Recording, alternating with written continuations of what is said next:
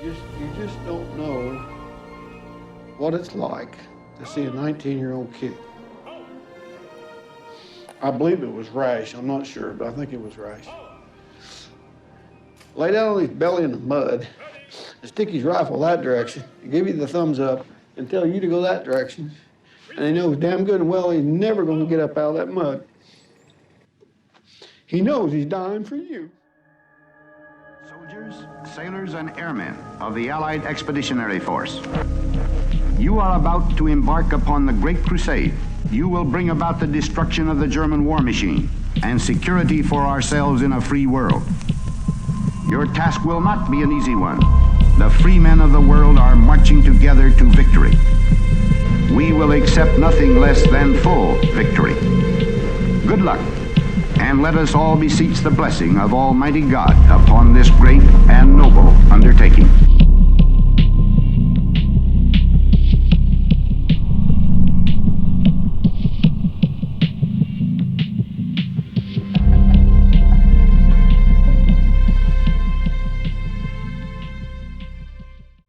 In holding scientific research and discovery in respect, as we should, we must also be alert to the equal and opposite danger that public policy could itself become the captive of a scientific, technological elite. Brigadier General Robert A. McClure, the Army's Chief of Psychological Warfare. Modern war has become a struggle for men's minds as well as for their bodies. Today we face an enemy who spends enormous sums of money and manpower all over the globe in an attempt to subvert the thinking of the people of the free world, to confuse, to divide, and ultimately to subjugate.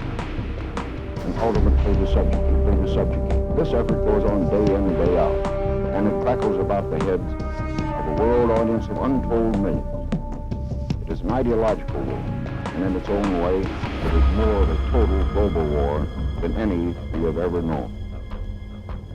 The enemy carries out this determined campaign of propaganda, subversion, and infiltration not only during the Cold War, but also during the present hot war eruption in Korea. We, as well as the enemy, carry this ideological struggle right into the front lines in Korea. A constant stream of distortion of facts, misinterpretation of events, and outright lies pours from the propaganda machinery of the worldwide communist conspiracy. It is important to note that the number one target of this campaign of hate, vilification, and dissension is the United States. Needless to say, we're not allowing the communists to foist this incredible fraud upon the world. It is up to us as a nation to checkmate this violent propaganda which is cleverly calculated to destroy us.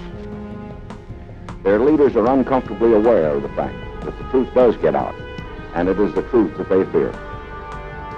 To us, psychological warfare is another support weapon in the arsenal of the military services.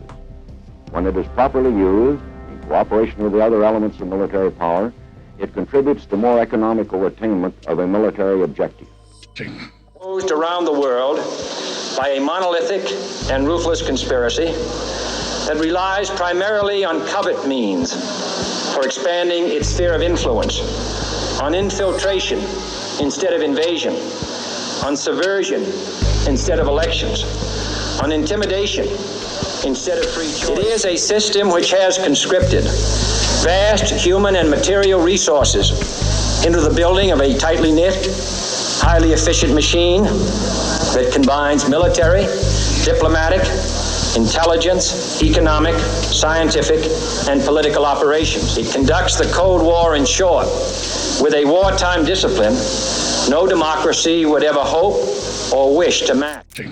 Well, Tom, I'm sure being a long-standing member of the Rockefeller apparatus and as a member of the Council on Foreign Relations of longstanding, you're fully aware that there is an elitist core in this country that has seen value in subsidizing communism, of protecting communism. It has? Sure. There is an elite core in this country that has dominated American society. Well, I'm not one of them. Trilateral Commission. A Trilateral Commission, Council on Foreign Relations. Here's our well, let's face it, they've dominated. What are they trying to do? Well, their objective is to try to bring about a gradual transition in our society, a dissolving of sovereignty and a moving steadily to the left on the political spectrum. Let me just finish the point, because otherwise we're going to have a lot of unanswered questions. That you are looking at a group that has worked to bring about the dissolution of national sovereignty on the road to world government. Taken the hearts and minds of our leaders. They have recruited the rich and the powerful, and they have blinded us to the truth.